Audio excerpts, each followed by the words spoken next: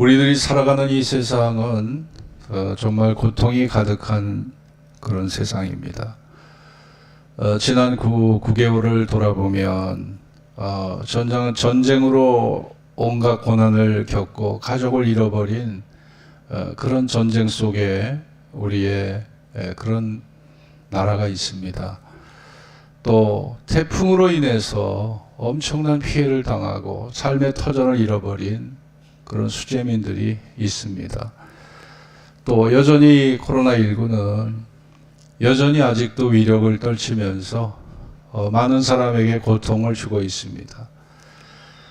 그뿐 아니라 각종 사고, 또 인간이 저지른 악행에 의한 각종 범죄의 그런 모습들, 안정되지 못한 정치로 인해서 불안을 겪고 있는 우리 국민들, 그리고 여러 가지 국제적인 이유, 국제적인 여러 가지 형세로 인해서 경기 침체가 오고 환율은 한없이 올라가고 도대체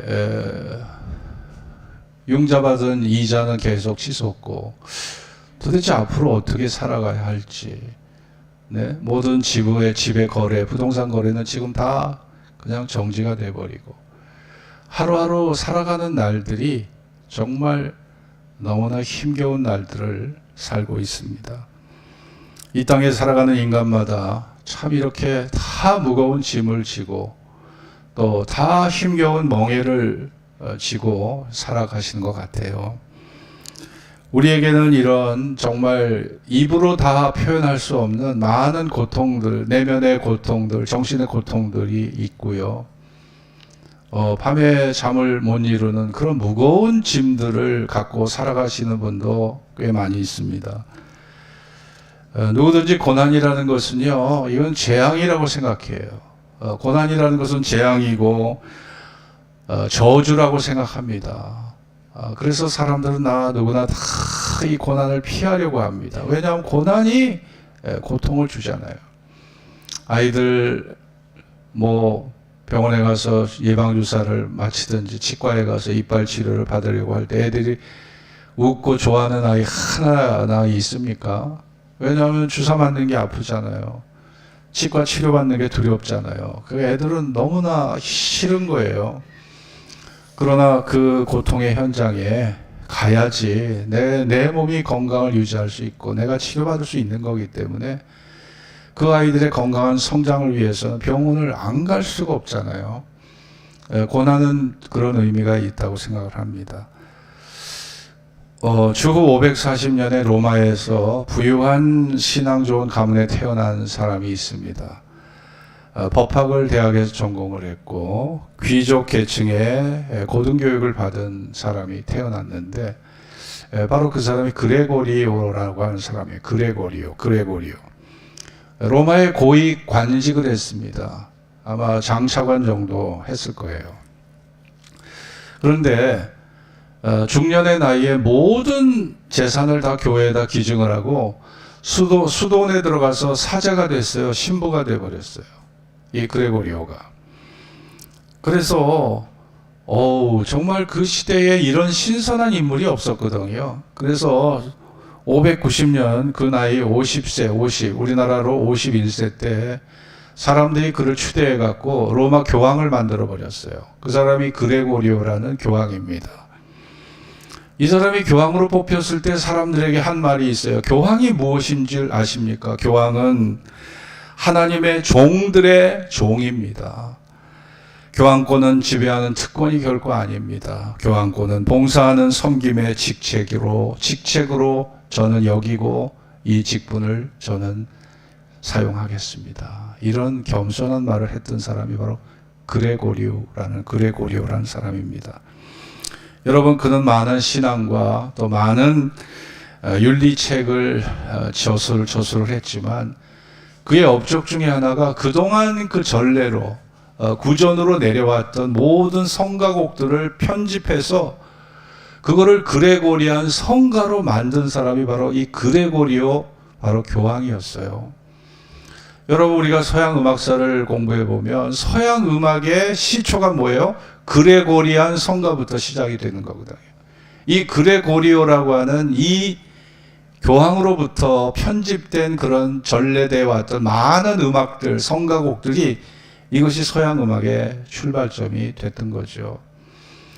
한 사람의 전폭적인 헌신이 그에게 삶의 그러한 삶의 새로운 변화를 갖다 줬고, 그 시대를 변화시키고 기독교 역사 속에 큰 등불의 역할을 했던 사람이 바로 그레고리오 교황이었습니다. 그분이 한 말이 이런 말이 있어요. 주께서는 당신의 높고 심오한 섭리대로 거룩하게 택하신 자들이 시련과 고통을 당하는 것을 원하신다. 하나님은 성도가 시련과 고통을 당하는 것을 원하신다는 거예요. 누가? 그레고리오 교황이 그런 말을 했어요. 이 세상은 천국을 향하는 여행길과 같은데, 여행하는 자가 보지 못하던 것에 도취해서 살아간다면 고향길로 향하는 길은 요원해질 수밖에 없다.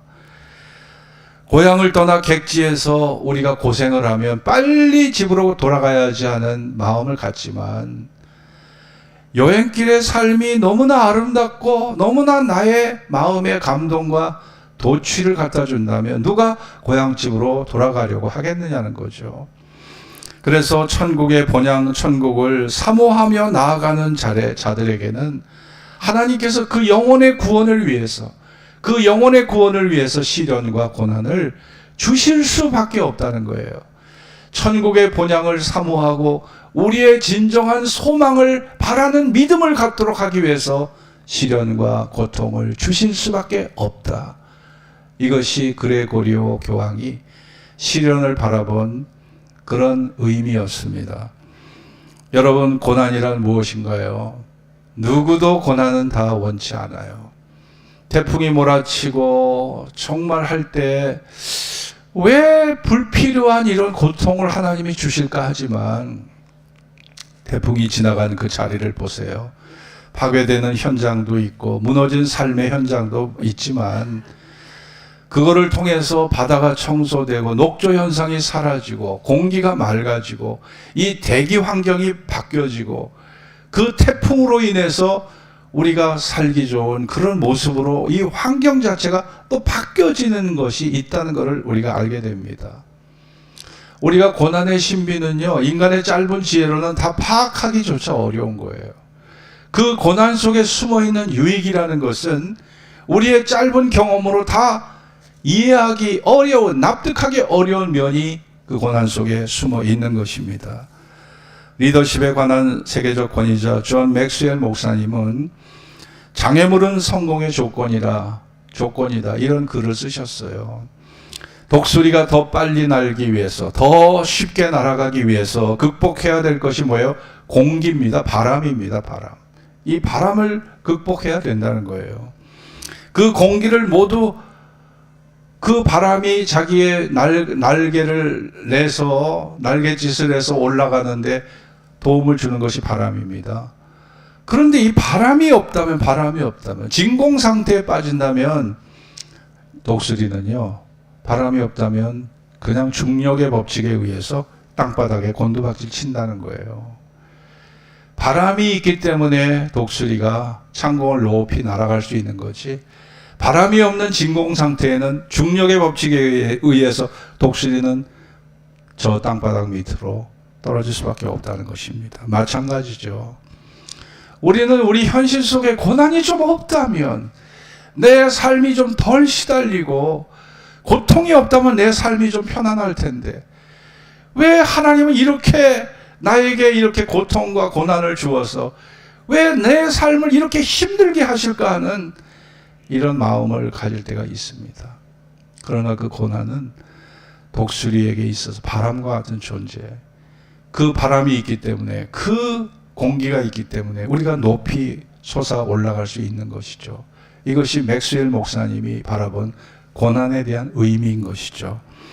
여러분, 우리가 그러므로 고난이라는 것은 고난 자체의 문제가 아닙니다. 그 고난을 대하는 태도가 중요한 거예요.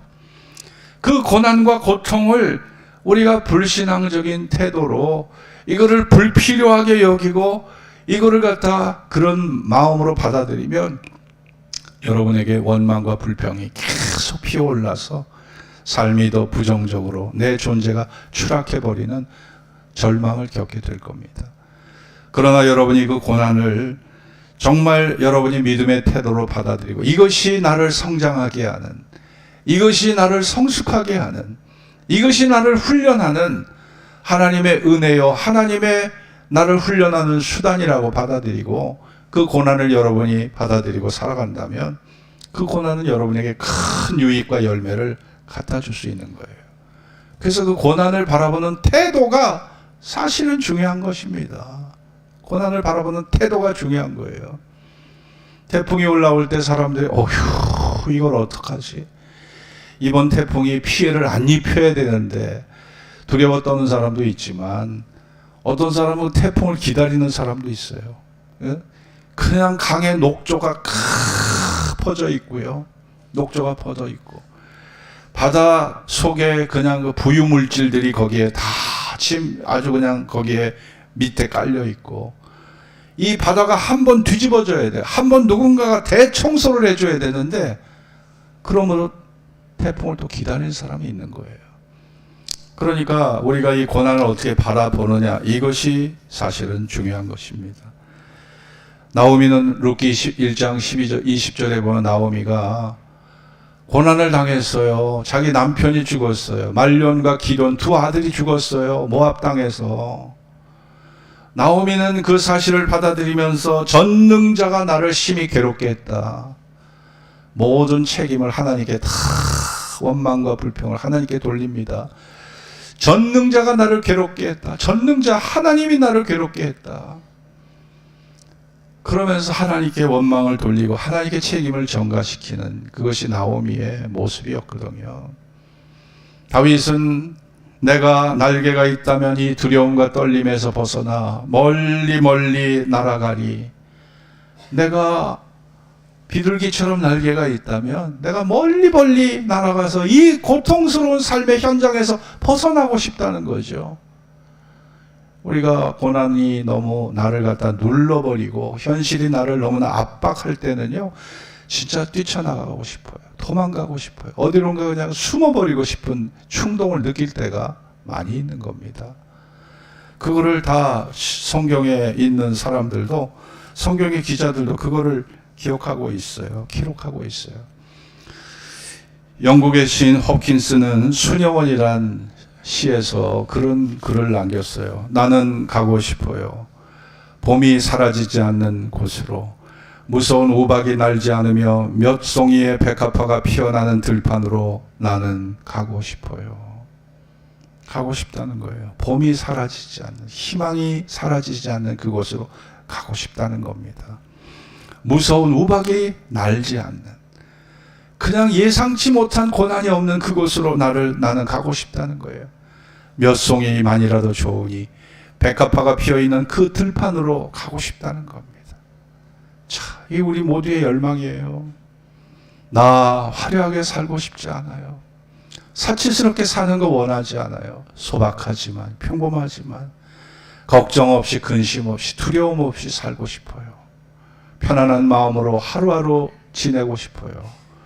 그런 마음의 여망이 홉킨스의 시 속에 담겨 있는 거 아닐까요? 여러분, 오늘 인생의 문제는 고난만큼 정말 신비스러운 것이 없는 것인데, 수많은 학자들이, 수많은 철학자가, 종교가가 이 고난의 문제를 해석하려고 수없는 지혜를 짜내면서 고난의 문제를 해석하려고 해봤지만 뾰족한 답이 없는 거예요. 왜 누구는 저렇게 처절한 고통과 저 처절한 절망을 겪어야 되는지 이유를 알 수가 없는 거예요. 원인을 알 수가 없는 거예요. 뚜렷한 답이 없다는 거죠.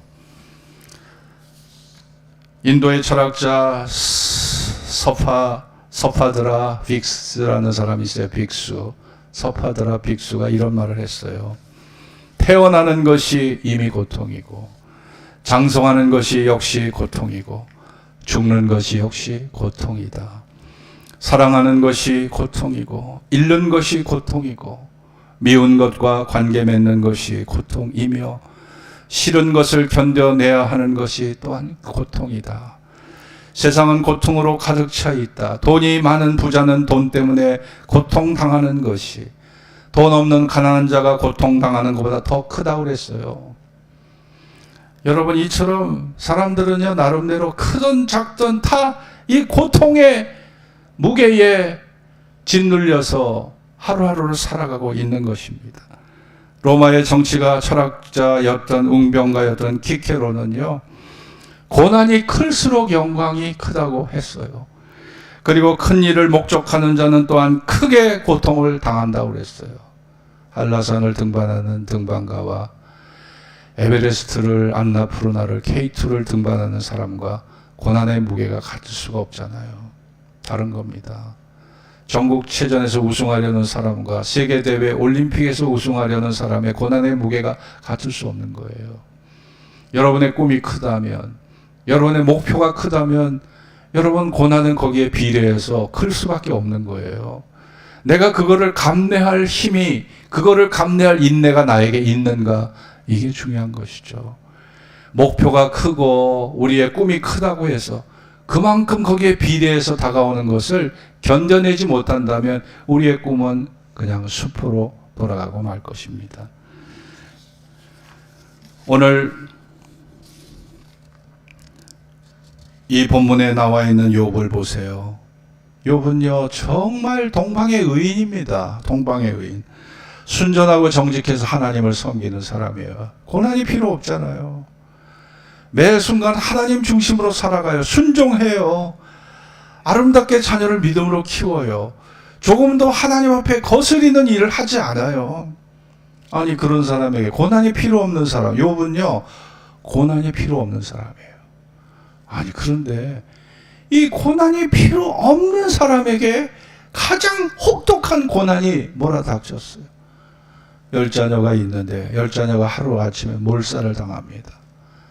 양이고 소고, 낙타고 염소고 다 죽어버려요. 다 죽어버립니다. 거기다 몸에는 악창이 나서 머리 정수리부터 발바닥까지 악창이 나서 기왓장으로 긁어야 했어요. 잠은 무슨 잠이에요. 잠을 잘 수가 없어요. 너무 가려워서. 부인은 당신 이래도 당신을 이렇게 대접한 하나님을 섬기겠느냐.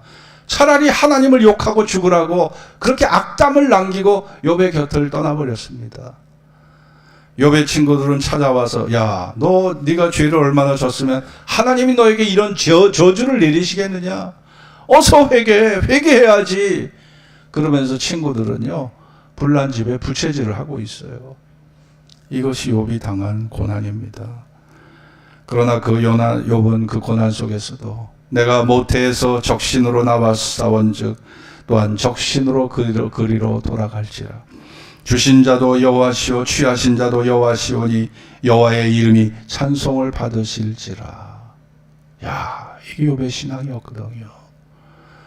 내가 맨몸뚱이로 세상에 태어났는데 돌아갈 때도 내가 걸칠 수 있는 수의 한 벌밖에 더 있겠어요. 그렇게 맨몸으로 가야 되는 인생인데 주신 자도 여호와, 취하신 자도 여호와, 하나님의 영광을 받으시옵소서. 이게 욥의 신앙이었거든요. 여러분, 정말 욥은 원망하고 통곡하고 불평할 만한데 그렇게 하질 않았어요. 참 욥의 위대한 점입니다. 여러분, 하나님께서 이렇게, 하나님이 고난을 통해서 욥을 이렇게 연단하신 겁니다. 그 고난 속에는 신비한 하나님의 계획, 내가 내 짧은 지혜와 경험으로 알 수 없는 그 신비한 하나님만이 추구하시는 어떤 귀한 가치가 숨어 있는 거죠. 제가 이번에 총대로 참석을 해서 하루 9시부터 밤 거의 9시, 10시까지 회의를 하는데요. 저 월요일부터 목요일까지 앉아서 회의를 하는데 얼마나 힘들었는지 모릅니다. 그래가지고 그 고문을 당한다는 느낌까지 받았어요. 그래도 중간중간 점심을 먹고 그래도 같이 차례도 마시는 시간이 있었는데, 그 시간에 이제 목사님, 장로님들하고 얘기를 하는데, 우리 현직 그 노회장 박충권 목사님이 진흥교회 담임 목사님이신데, 제가 이제 목사님들, 장로님들한테 장로님 어떻게 예수 믿게 됐냐, 목사님 어떻게 목회하게 됐냐, 어떻게 목회의 소명을 받게 됐냐, 이걸 다 물어봤거든요, 제가. 그래서 박충권 목사님이 그런 얘기를 하시더라고요. 목사님 저 요 이마 좀 한번 만져보세요. 이마를 여기가 완전 비포장도라요. 울퉁불퉁해요, 여기가. 요 이마가. 목사님, 제가 7살 때 엄마하고 고추를 다듬다가 엄마가, 야, 너 그 고추 만진 손으로, 고추 만진 손으로 눈 비비면 큰일 나. 그러니 빨리 가서 우물가에 가서 씻으라고. 그래서 엄마 말을 듣고 이제 우물가에 가서 씻으려고 그러는데 두레박이 안 보이는 거예요. 그래가지고 이 두레박을 찾다가 이렇게 우물 속을 들여다보다가 얘가 균형을 잃고 우물 속에 빠져버린 거예요. 그래가지고 우물 밑에 그 돌 있잖아요. 돌로 이렇게 벽을 세워서 우물을 세우는데 그 벽에 이 이마가 그냥 깨져버린 거예요. 피를 흘리면서 우물 속에 얘가 빠져서 죽음의 위기 속에 처하게 됐는데, 엄마는 그것도 모르고 아이를 저녁을 먹게 하려고 찾은데 애가 없는 거예요. 그래서 엄마가 이제 힘들어서 물이라도 목을 축이려고, 물이라도 마시려고 우물가에 갔다 거기 물에 빠져있는 자기 아들을 발견했습니다. 얼마나 놀랬겠어요. 그래서 그 아이를 건져 올렸습니다. 건져 올렸는데 심장이 뛰질 않아요. 심장이 뛰지 않고 아주 가냘픈, 그냥 너무나 미약한 그런 진동만 얘가 이렇게 하고 있는 거예요. 그래서 그 어머니가 믿음의 어머니, 기도하는 어머니이기 때문에 하나님께 기도했답니다. 하나님, 이 아이 살려주시면 제가 이 아이 하나님께 바치겠습니다. 주의 종으로 바치겠습니다. 살려만 주십시오. 야, 그런데 그 아이가 그 서원 기도를 들으시고 하나님께서 그 아이를 살려주셨어요. 지금 목사가 되어 있는데 엑스레이를 찍어보면요, 이 이마박 속에 이 탁구공만큼 여기에 골이 비어있대요. 그 7살 때 상처가 여기에 아직도 그 흔적이 남아있다는 거예요. 자기 와이프가, 사모가 그 골이 하얗게 비어있는 걸 보고 뒤로 자빠질 뻔했답니다. 그런데 멀쩡하게 살아있어요. 건강하게 목회를 잘합니다. 여러분, 이게 고난의 신비예요. 이 고난의 신비, 우리가 이 고난의 신비를 다 알 수가 없어요. 야, 왜 저 사람은 저런 고통을 당할까? 왜 저런 시련을 당할까? 왜 저런 사고를 당할까? 그런데 그 속에서 만들어 가시는 하나님의 역사가 있는 거예요. 그래서 목회자 치고 사연 없는 사람이 있어요? 사연 없는 사람이 있을까요? 다 사연이 있습니다. 목회자의 길을 가는 거, 십자가를 지는 거, 교회를 섬기는 거 쉬운 일 아니에요. 그러니까 하나님께서 다 고난의 신비를 통해서 연단하시고 그 길을 가게 하시고 그 사명을 감당하도록 하나님이 그렇게 우리의 삶을 인도하시는 거거든요. 그러니까 우리가 고난을 우리가 눈에 보이는 겉모양으로만 해석해서는 안 되는 것입니다. 욥이 고난을 이긴 그 위대한 승리의 비결은 어디 있을까요? 그것은 하나님에 대한 절대 신뢰였습니다. 하나님에 대한 절대 신뢰.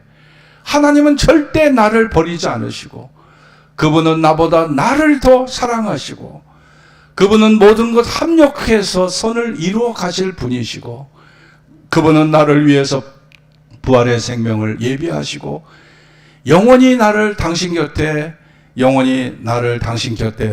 두실 분이라는 것을 확고히 믿었기 때문에 그 절망의 고난을 이길 수 있었던 것입니다. 그것이 욥의 믿음이었고, 그 어려움 속에서도 욥은 기도했습니다. 하나님 앞에 간절히 기도했어요. 여러분, 돈 믿고 살던 사람 돈 떨어지면 절망합니다. 폐인돼 버려요. 건강 하나 믿고 살던 사람 건강이 무너지면 어떻게 돼요? 역시 절망에 빠져 헤어나오질 못해요. 국회의원, 장차관, 권력의 목을 매서 세상 영광을 얻으려고 했던 사람들 그거에 무너져 보세요. 강물 속에 빠져 죽더라고요. 자살합니다. 자살해요. 여러분, 우리가 인생의 목표를 어디에 두느냐가 참 중요한 것입니다. 여러분이 돈과 권력과 세상의 화려한 것에 여러분 인생의 목표를 두었다면 그것이 무너져 내릴 때 여러분의 삶도 여러분의 인생도 그냥 동반 추락할 수밖에 없는 거 아니겠습니까?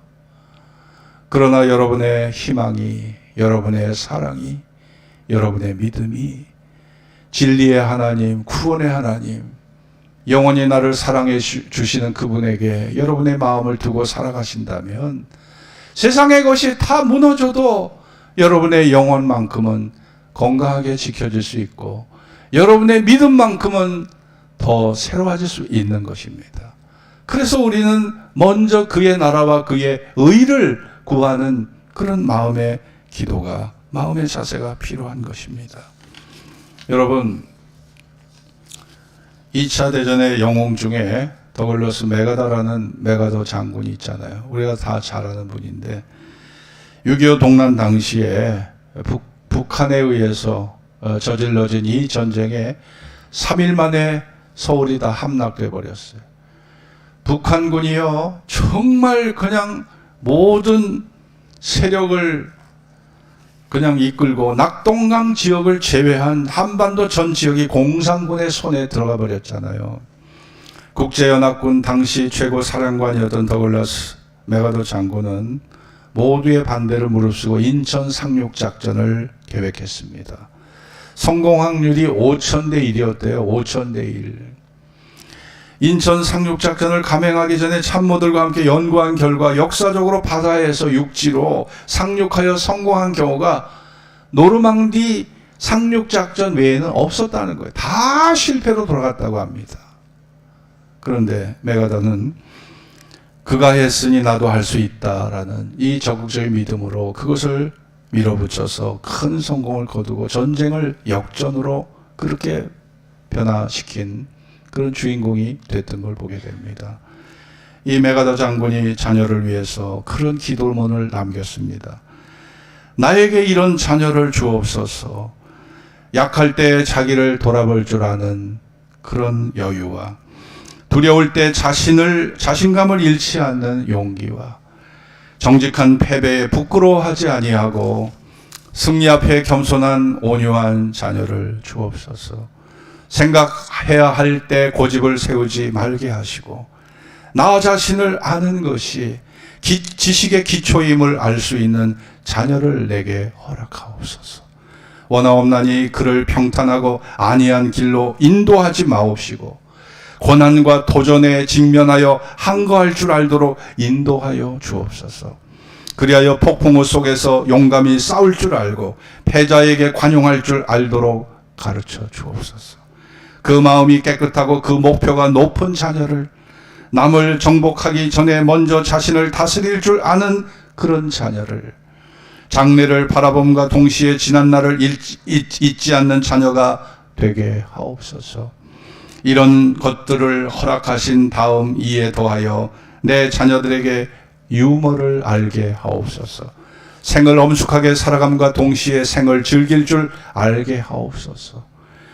자기 자신에 지나치게 집착하지 말게 하시고 겸허한 마음을 갖게 하시오. 참된 위대한 삶은 소박함에 있음을 알게 하시고 참된 지혜는 열린 마음에 있으며 참된 힘은 온유함에 있음을 명심하게 하옵소서.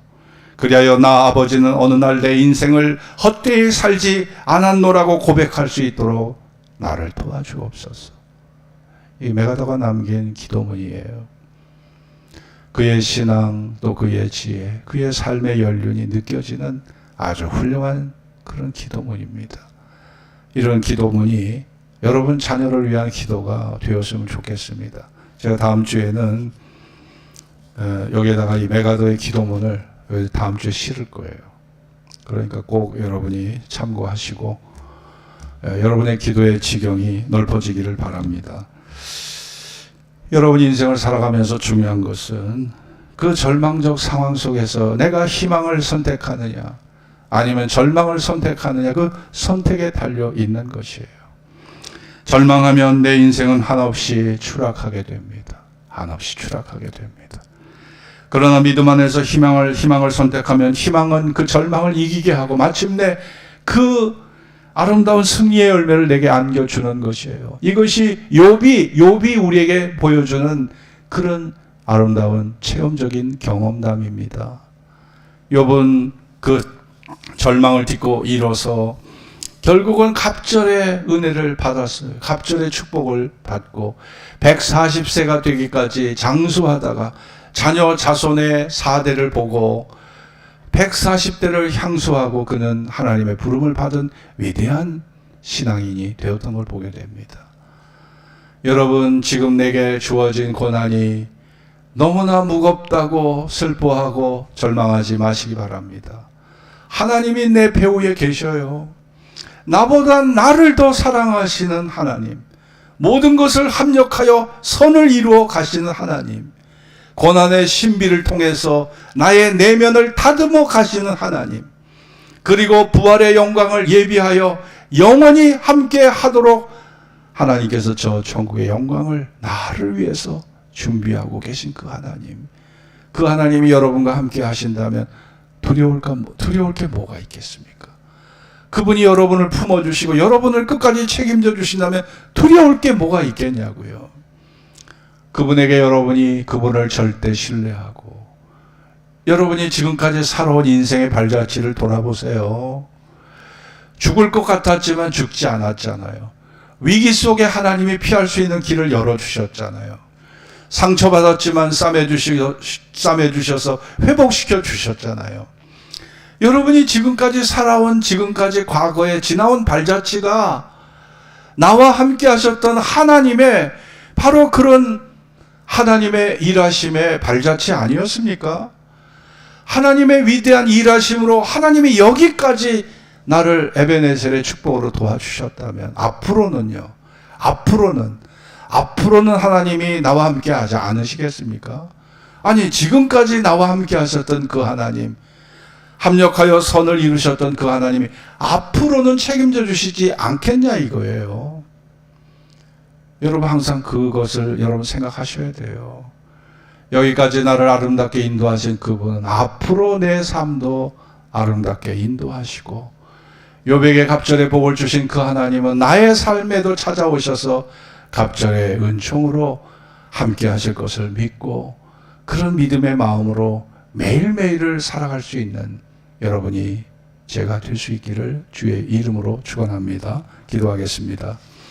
오늘 주신 말씀을 기억하면서 고난을 달가워할 사람이 누가 있겠습니까? 아픔과 절망, 실패를 좋아할 사람이 누가 있겠냐고요. 그러나 그것은 고난의 신비를 통해서 나에게 저 천국의 본향을 향하게 하시고 하나님을 의지하게 하시고 나의 현실의 한계 속에서 하나님을 찾게 하시는, 기도를 만들어 가시는, 하나님을 의지하는 믿음을 생성하게 하시는, 내 마음속에 믿음의 영역을 넓혀주시는 위대한 하나님의 일하심이 있다는 사실을 우리는 기억하셔야 합니다. 여러분이 지금까지 살아온 모든 나날들 우연이 아니었습니다. 내 노력과 내 의지의 결과만은 아니었습니다. 합력하여 선을 이루시는 위대한 하나님의 일하심이 내 삶의 모든 영역 속에 함께 하였기에 내가 오늘 이 자리까지 올 수 있었습니다. 여러분, 그리고 앞으로 미래의 삶도 마찬가지예요. 여러분이 그분을 의지하고 성실한 마음으로 변함없이 그분을 사랑하신다면 하나님께서 여러분을 끝까지 책임져 주시고 끝까지 함께 하시고 영원히 여러분을 주님 곁에, 영원히 주님을 곁에 여러분을 묶어서 주님 곁에 떠나지 않도록 여러분을 하나님이 책임져 주실 것을 믿습니다. 기도하겠습니다. 하나님,